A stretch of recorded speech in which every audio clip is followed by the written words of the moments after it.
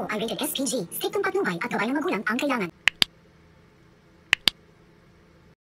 Magugulat nga ang dalagang si Princess nang bigla na nga lang siyang yakapin nga ni Lailani. Kaya naman ay hindi nga niya alam kung ano nga ba talaga ang nangyari dito sa ginang.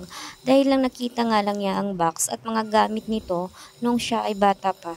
Ay biglang ang naalala nga ni Lailani na itong mga gamit nga ito ay mga gamit nga ito ni Princess. Ang dahil naman dito ay nalagay nga sa utak ni Lailani ay ito nga palang si Princess ay ito nga palang si baby girl.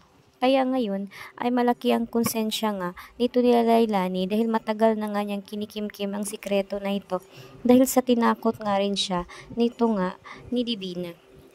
Kaya dahil dito ay napayakap nga siya kay Princess at nagigilty nga siya sa kanyang ginawa dito nga sa dalaga na matagal na nga nilihim ang sikreto at ngayon pa lang niya nalaman na siya pala ay hindi anak ni Dado.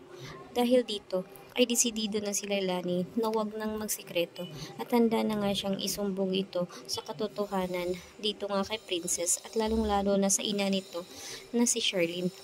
Dahil naman dito ay ayaw na nga umano ni Lailani na madawit pa siya sa gulungan ni Divina at wala siyang pakialam kahit nababalik siya sa bilangguan basta para lang kay Princess.